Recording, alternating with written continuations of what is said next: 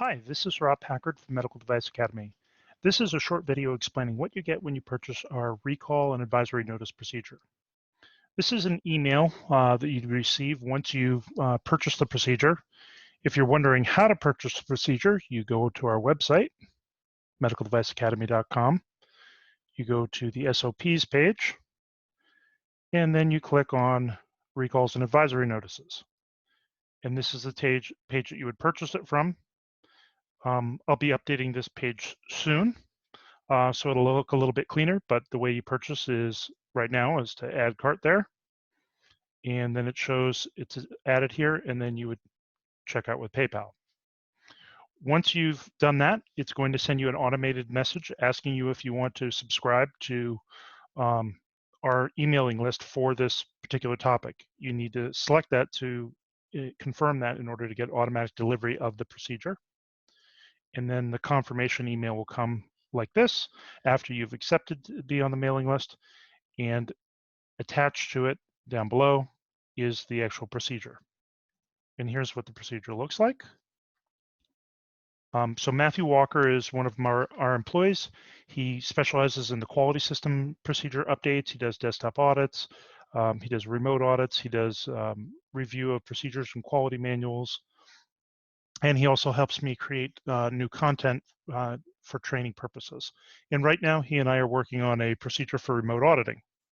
But in here, one of the things he did that I really like, that I don't know why I didn't think of it sooner, but he thought of it, and so we'll give him credit. He put in color coding. So he added in blue font the clause numbers wherever to show how it meets the requirements for that particular section of the standard. So here we have 8.33, which is the clause for recalls or non-conforming material that has already left the control of the company. So this is paragraph 1 requirement, paragraph 2 requirement, paragraph 2 requirement. And then down below, I think he has one more reference for records. There we go, at the bottom, 425, the control of records. And as with all our procedures, we have a records section. We have a risk management section. We have training and retraining requirements. We have how to monitor and measure the process. So you can modify this however you like for your own quality objectives that you want to measure, but we try to suggest some. You can also modify this to reflect the titles that you use in your organization. This section covers recalls in Europe. This section covers recalls in Canada. And if you're doing work in Canada and only Canada, so for instance, you're a distributor in Canada that only needs a few procedures during this emergency use authorization period during the COVID-19 pandemic, they actually want a little bit more detailed procedure for companies that don't have, only have a very limited number of procedures. I think there's 4 procedures they're looking for. If you want that version, just email me and we'll send you that version so you don't have this other stuff, and it'll be much more detailed for you. And then the top section talks about recalls for United States. So that has all the detail that you need for the United States. And this is the general requirements at the top. And then of course, roles and responsibilities. And once again, you can adjust these to match the positions in your company.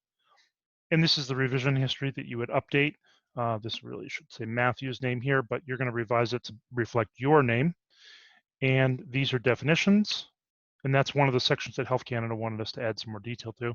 And as you can see, there are no forms that are involved here. So unfortunately, we don't have a mock recall form that you can use or a recall letter. But if you need help with that, if you have to do a recall, let us know immediately and we'll try to help you. I've done quite a few recalls that were various class 1, 2, and 3 levels of recall. So if you have any further questions, the one question I expect to have is this updated to the new MDR and IVDR? It's not yet. We were actually going to include it. We have a draft that we're working on, but we decided not to include it because the MDR has been delayed a year. So for right now, we have the MDD because we still have some clients that are trying to get their ISO certification and CE marking for the first time under the MDD. But very soon we'll be updating this, so the default version that you'll receive is for the MDR. And I will update the page as part of that. So if you have any other questions about this, don't hesitate to email me. This is Rob Packard, and thank you for your time. Bye-bye.